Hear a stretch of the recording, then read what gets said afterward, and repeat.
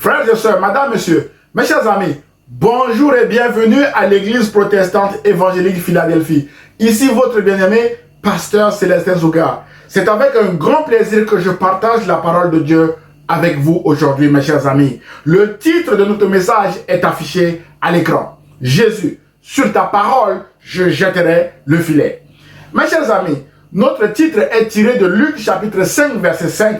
C'est une déclaration du disciple Simon-Pierre à Jésus après une nuit de pêche infructueuse malgré son talent de pêcheur expérimenté. La bonne nouvelle est qu'après cette déclaration, Pierre a effectivement jeté son filet sur la parole de Jésus et a vécu le miracle extraordinaire qui va le conduire à répondre à l'appel de Jésus ce jour-là, mes bien-aimés dans le Seigneur, afin de demeurer dans l'extraordinaire avec Jésus.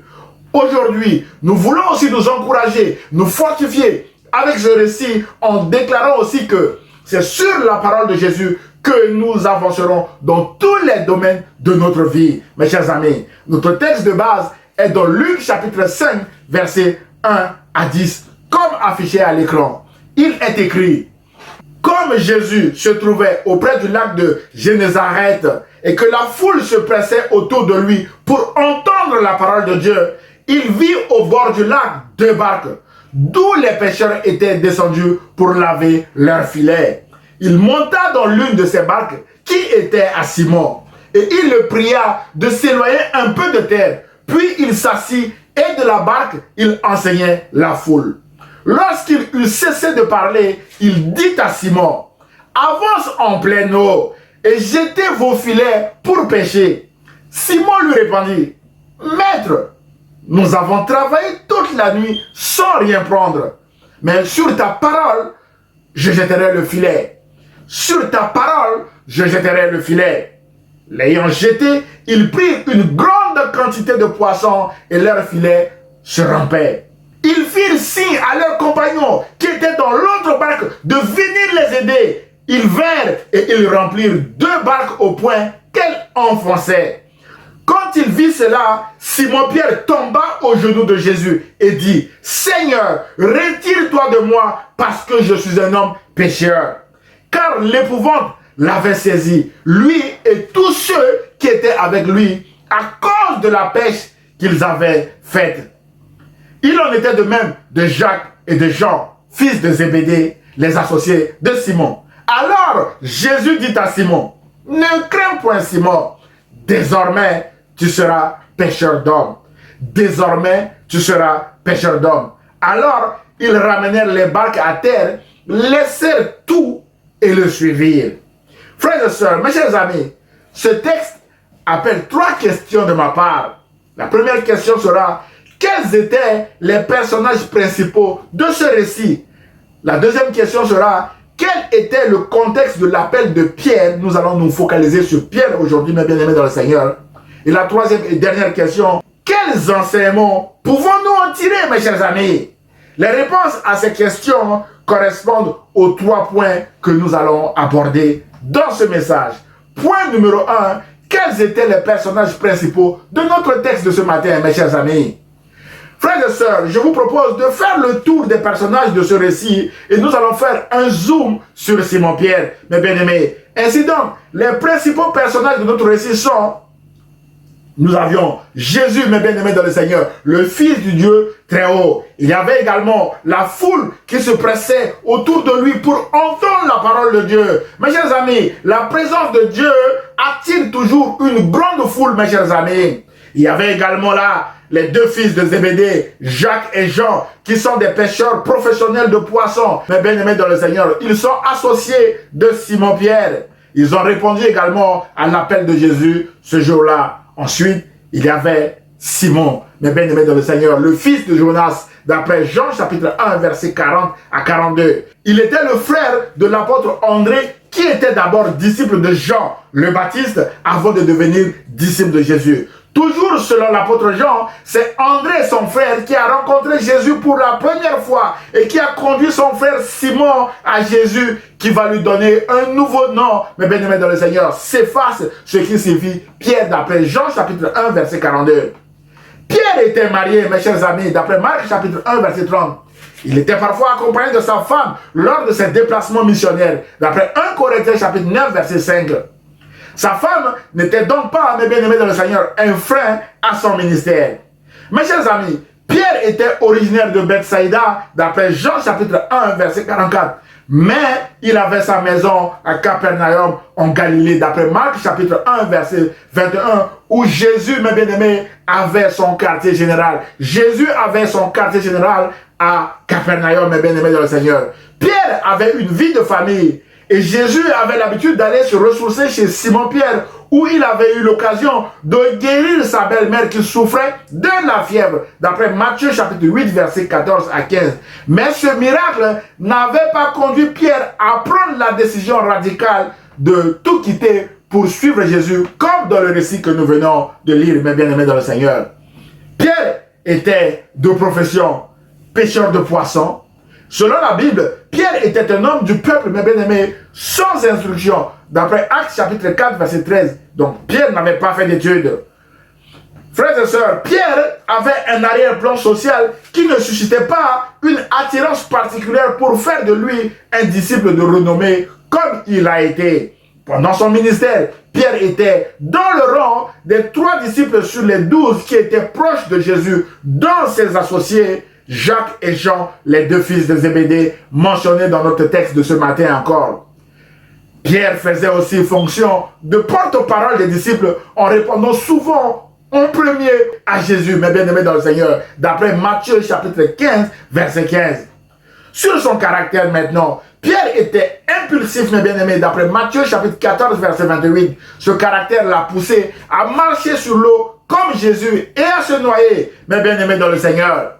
Pierre est aussi connu pour être celui qui a combattu à coups d'épée contre l'arrestation de son maître Jésus. D'après Jean chapitre 18, verset 10, Pierre était surtout connu comme celui qui a régné 3 fois Jésus. D'après Matthieu chapitre 26, verset 75. Et Pierre était aussi connu pour être celui qui est reparti à la pêche de poissons après la mort de Jésus. Mais après sa résurrection, Jésus va rattraper Pierre dans une deuxième pêche miraculeuse et va le rétablir dans son ministère de pêcheur d'hommes après que celui-ci ait déclaré 3 fois qu'il aimait Jésus. Mais bien aimé dans le Seigneur, il a régné Jésus pendant 3 fois et il a déclaré également, suite aux questions de Jésus, 3 fois qu'il aimait Jésus. Mais bien aimé dans le Seigneur, voilà ce que nous pouvons dire brièvement sur Pierre ce matin.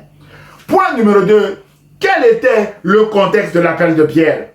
Frères et sœurs, mes chers amis, que nous soyons chrétiens ou non, tous les jours ou toutes les nuits de notre vie ne se ressemblent pas. C'est ainsi que Simon-Pierre, ainsi que ses associés Jacques et Jean, des pêcheurs professionnels, ont passé une nuit de travail chaotique, morose ou triste, au cours de laquelle ils n'ont pris aucun poisson, mes bien-aimés dans le Seigneur. Dessus de leur performance, de leur expérience, les gars étaient en train de laver leur filet afin de rentrer bredouille chez eux ce matin-là, mes bien-aimés dans le Seigneur.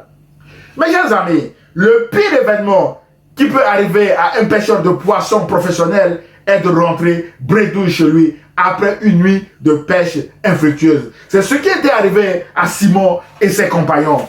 Mais leur rencontre avec Jésus au bord de l'eau va basculer totalement leur vie, mes bien-aimés dans le Seigneur. Après avoir donné son sermon à la foule présente ce matin-là, Jésus va dire à Simon-Pierre, « Avance en pleine eau et jetez vos filets pour pêcher. » Simon lui répondit, « Maître, nous avons travaillé toute la nuit sans rien prendre, mais sur ta parole, je jetterai le filet. Sur ta parole, je jetterai le filet. » L'ayant jeté, ils prirent une grande quantité de poissons et leur filet se rompait.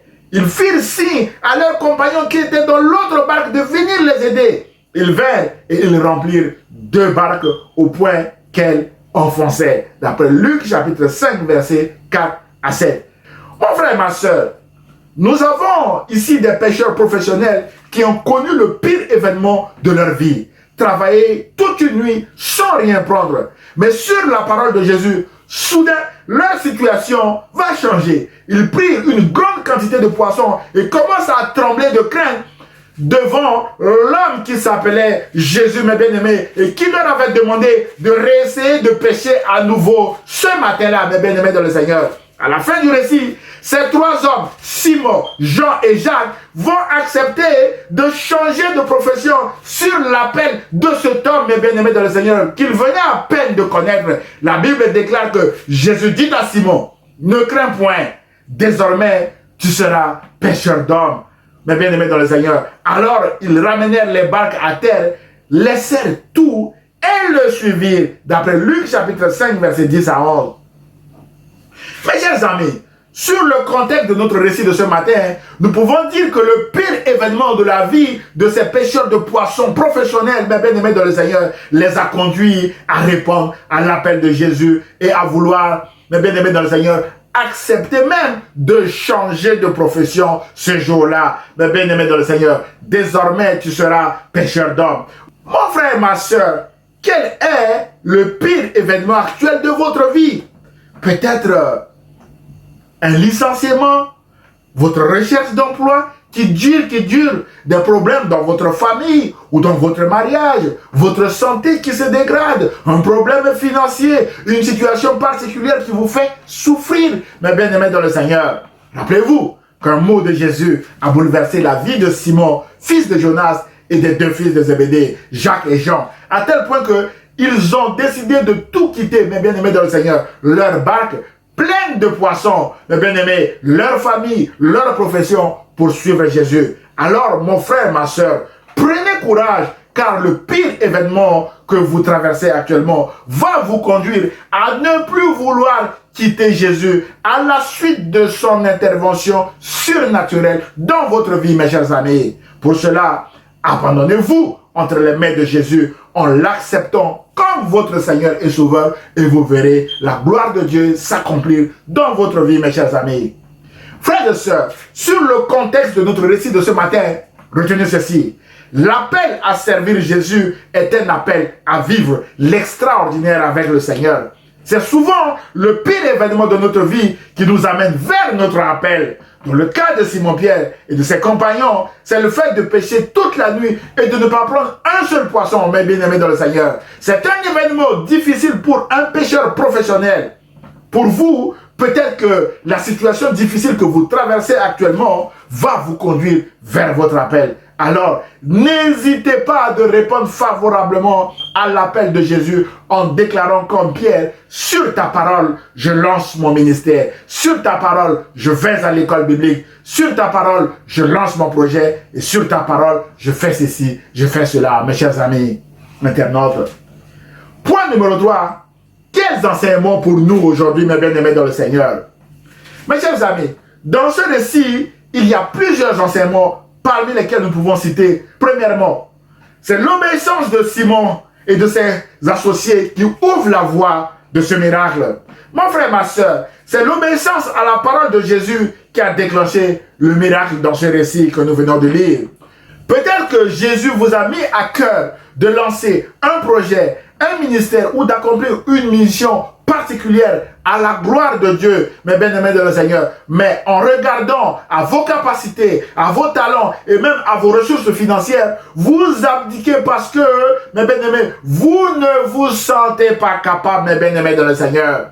Mes chers amis, Jésus n'appelle pas des personnes qualifiées, mais qualifie lui-même les personnes qu'il appelle. C'est ainsi qu'il avait appelé Simon, fils de Jonas, homme sans instruction, un homme qui n'a pas été à l'école, et ses compagnons de fortune qui n'étaient que des pêcheurs de poissons à devenir pêcheurs d'hommes. Jésus ne s'arrête pas là, mes bien-aimés dans le Seigneur. Jésus va même changer le nom de Simon en lui attribuant un nouveau nom, Céphas ou Pierre. Plus tard, Jésus dira à Pierre en Matthieu chapitre 16, verset 18 à 19 que « Je te dis, tu es Pierre, et que sur cette pierre, je bâtirai mon église, et que les portes du séjour des morts ne prévaudront point contre elle. Je te donnerai à toi, Simon, les clés du royaume des cieux. Ce que tu lieras sur la terre sera lié dans les cieux, et ce que tu délieras sur la terre sera délié dans les cieux. » Waouh! Mon frère, ma soeur, Jésus veut bâtir son église sur vous et moi également. Jésus veut que nous soyons des pierres vivantes parmi d'autres pierres vivantes dans son église, mes bien-aimés dans le Seigneur. De la même manière que Jésus a donné les clés du royaume des cieux à Pierre, Jésus veut aussi nous donner les clés de son royaume afin que ce que nous lions sur la terre soit également lié dans les cieux et ce que nous délions sur la terre soit également délié dans les cieux. La question est, mes bien-aimés dans le Seigneur, acceptez-vous les clés que Jésus vous tend ce matin? Ce message vise à vous encourager à ne pas, mes bien-aimés dans le Seigneur, regarder à vous-même, à vos capacités intellectuelles, à vos capacités financières, mais à regarder à Jésus, qui est le chef et le consommateur de notre foi. Car, mes bien-aimés, notre obéissance découle de notre foi. Et ce sera notre obéissance à Jésus qui déclenchera aussi notre miracle, mes bien-aimés dans le Seigneur. Ça sera votre obéissance à Jésus qui déclenchera également votre miracle, mes chers amis. Frères et sœurs, mes chers amis, Jésus est Dieu. Et la Bible déclare en Proverbe chapitre 30, verset 5 que toute parole de Dieu est éprouvée. Il est un bouclier pour ceux qui cherchent en lui un refuge. La parole de Jésus est ce bouclier qui nous permettra de jeter notre filet en toute sécurité et d'avancer dans nos vies, quels que soient les obstacles de l'ennemi. Alors, faisons confiance à la parole de Jésus en y obéissant comme Pierre et ses compagnons ont obéi et ont vu la gloire de Dieu dans leur ministère. Le deuxième enseignement, mes bien-aimés dans le Seigneur, est que l'appel de Jésus sur nos vies est un appel irrésistible. Nous ne pouvons pas résister à l'appel de Jésus, mes chers amis. Frères et sœurs, la grâce irrésistible de Dieu à Pierre et à ses compagnons qui sont à la recherche de la nourriture périssable de ce monde, va les conduire à l'appel irrésistible de Jésus. Ces hommes ne vont plus se contenter de la nourriture périssable, c'est-à-dire des poissons, mes bien-aimés, qu'ils viennent de pêcher en grande quantité, mais vont s'intéresser à l'homme qu'ils ont croisé, à savoir Jésus. Ils vont prendre la décision radicale de tout quitter pour suivre Jésus. Mes chers amis, ce matin, Jésus vous appelle aussi à le servir à travers ce message. Le psalmiste déclare dans le psaume 95, versets 6 à 8 que « Venez, prosternons-nous et humilions-nous, plions le genou devant l'Éternel, notre Créateur, car il est notre Dieu et nous sommes le peuple dont il est le berger, le troupeau que sa main conduit. » Aujourd'hui, si vous entendez sa voix, n'endurcissez pas votre cœur, comme à Mériba, comme lors de la journée de Massa dans le désert. Mes chers amis internautes, frères et sœurs, nous avons vu que Pierre et ses compagnons se sont agenouillés devant Jésus avant de répondre à son appel. Autrement dit, ils ont reconnu la seigneurie de Jésus, mes bien-aimés dans le Seigneur. Alors, fléchissons également les genoux devant Jésus et répondons à son appel comme Pierre et ses deux compagnons l'ont fait. Mes chers amis, le troisième enseignement est que Jésus est le pain de vie. Mes chers amis, plus loin après cet appel, Jésus va dévoiler son identité à ses disciples et à la foule qui le suivait, qu'il est le pain de vie. Celui qui vient à lui n'aura plus jamais faim. Celui qui croit en lui n'aura plus jamais soif, mes bien-aimés dans le Seigneur. D'après Jean chapitre 6, verset 35. Mon frère et ma soeur, peut-être que ce matin, vous êtes à la recherche de la nourriture comme Pierre et ses compagnons, mes bien-aimés dans le Seigneur, étaient à la recherche du poisson. Cette parole de Jésus est à vous aussi. Rappelez-vous que la nourriture de ce monde ne rassasie que temporairement et que l'eau de ce monde également ne désaltère que temporairement, mes bien-aimés dans le Seigneur. Venez à Jésus et vous n'aurez plus jamais faim et soif parce que Jésus est le pain de vie. Jésus veut vous donner non seulement ce que votre cœur désire, mes bien-aimés dans le Seigneur, mais aussi la vie éternelle, comme il a donné à Pierre et ses deux compagnons de fortune, Jacques et Jean, d'abord du poisson et ensuite la vie éternelle. Mes chers amis, pour nous encourager, Jésus a dit en Jean chapitre 6, verset 27, « Travaillez non pour la nourriture périssable, mais pour celle qui dure pour la vie éternelle. » Cette nourriture, c'est le Fils de l'homme qui vous la donnera, car Dieu le Père lui en a accordé le pouvoir en le marquant de son sceau, mes bien-aimés dans le Seigneur. C'est ce que Pierre et les deux fils de Zébédée, Jacques et Jean, ont compris, mes bien-aimés dans le Seigneur, ce jour-là, et ont cessé de continuer de travailler pour la nourriture périssable de ce monde, notamment le poisson, et ont répondu à l'appel de Jésus et ont également vu la gloire de Jésus dans leur ministère. Mon frère, ma soeur, l'appel de Jésus est un appel irrésistible à vivre l'extraordinaire avec lui. Peut-être que ce matin, vous êtes hésitant ou voire même en train de refuser cet appel. Comme le jeune homme riche, mais bien aimé dans le Seigneur, qui avait refusé l'appel de Jésus et qui a manqué à la vie éternelle tant désirée, mes chers amis. Ce message vise à vous encourager à répondre à l'appel de Jésus et à vivre aussi l'extraordinaire avec Jésus, comme Pierre et ses deux compagnons l'avaient vécu, mes bien-aimés dans le Seigneur. Enfin, le quatrième et dernier enseignement est que c'est Jésus qui détermine la mission liée à notre appel et qui nous récompensera également, mes bien-aimés dans le Seigneur. Mes chers amis, à Pierre, Jésus a dit, désormais, tu seras pêcheur d'hommes. Une nouvelle mission pour Pierre. Il passe de pêcheur de poissons à pêcheur d'hommes, d'après Luc chapitre 5, verset 10. Pierre et ses compagnons, mes bien-aimés dans le Seigneur, ont tout quitté sur cette parole et ont suivi Jésus. Frères et sœurs, la question pour vous est celle-ci. Connaissez-vous votre mission, mes bien-aimés? Si vous ne le connaissez pas, alors demandez-la à Jésus avec cette question, mes bien-aimés dans le Seigneur. Seigneur, que veux-tu que je fasse? Mes chers amis, plus tard, dans ces moments de faiblesse, Pierre va interroger Jésus sur son sort et celui de ses amis en disant à Jésus, en Matthieu chapitre 19, verset 27 à 29, « Voici, nous avons tout quitté et nous t'avons suivi. Qu'en sera-t-il pour nous? Quel sera notre sort ?»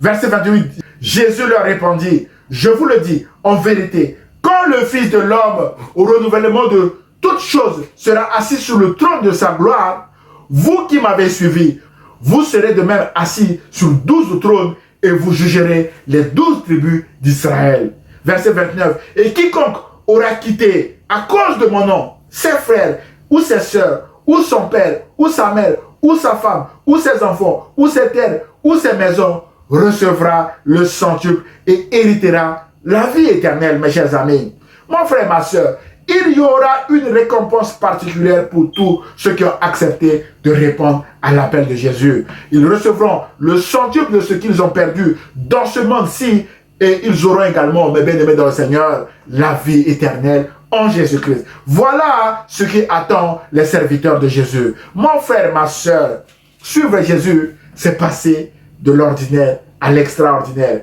La question est ce matin, acceptez-vous ce matin de répondre à l'appel de Jésus pour vivre l'extraordinaire avec lui, mes bien-aimés dans le Seigneur.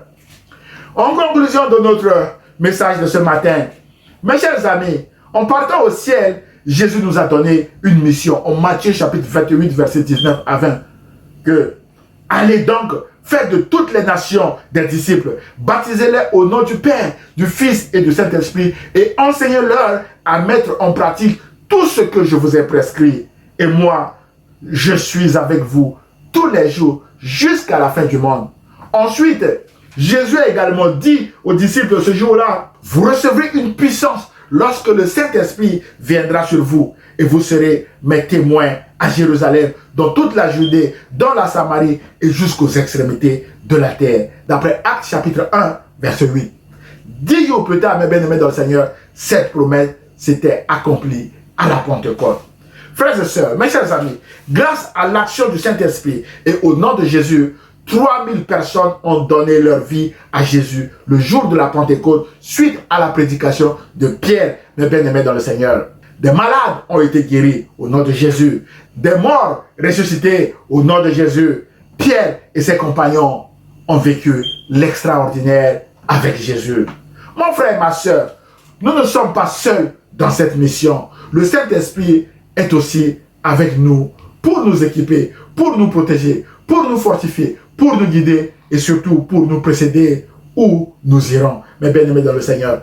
Alors, sur ces paroles de Jésus, lèvons-nous et allons partout annoncer la bonne nouvelle du royaume de Dieu à ceux qui ne connaissent pas encore Jésus, mes bien-aimés. C'est alors que nous vivrons aussi l'extraordinaire avec Jésus. Enfin, ne regardons plus à nos capacités, mais bien-aimés dans le Seigneur, mais regardons à Jésus, car il est écrit, Dieu a choisi les choses folles du monde pour confondre les sages. Dieu a choisi les choses faibles du monde pour confondre les fortes. Et Dieu a choisi les choses viles du monde et celles qu'on méprise, celles qui ne sont point, pour réduire à néant celles qui sont, afin que nulle chair ne se glorifie devant Dieu. Mais bien-aimés dans le Seigneur, vous êtes les choisis de Jésus. Nous sommes choisis par Jésus. Alors, allons-y en comptant sur la puissance inégalable de Jésus, en déclarant, Seigneur Jésus, sur ta parole, je lancerai mon ministère. Sur ta parole, je lancerai mon projet. Et sur ta parole, j'avancerai pour te chercher des âmes perdues. Mes bien-aimés dans le Seigneur, voilà notre mission, mes frères et sœurs. Répondons à l'appel de Jésus et levons-nous pour aller parler de Jésus aux uns et aux autres autour de nous. Que Dieu vous bénisse, mes chers amis internautes. Prions le Seigneur. Seigneur, aide-nous à répondre à ton appel en nous appuyant sur ta parole, qui est un bouclier qui nous permet d'avancer dans la mission que tu nous confies avec assurance. Et je prie au nom de Jésus de Nazareth. Et le peuple de Dieu répond Amen. Frères et sœurs, mes chers amis internautes, si vous avez aimé le message, merci de le liker et de le partager à vos proches. Vous pouvez également m'envoyer un mail d'encouragement, vos sujets de prière ou vos questions ou remarques à église-philadelphie-78500@gmail.com. J'aurai le plaisir de vous répondre. À dimanche prochain, à 10 h en présentiel. Si vous êtes dans la ville de Sartrouville et les villes environnantes, et aussi à 10 h sur la page Facebook ou la chaîne YouTube de l'église protestante évangélique Philadelphie. Et ce, si Dieu le veut, mes chers amis internautes, si vous êtes en vacances, je vous souhaite de passer de très bonnes vacances sous la protection de Jésus. Que Dieu vous bénisse. À très bientôt, mes chers amis. Au revoir.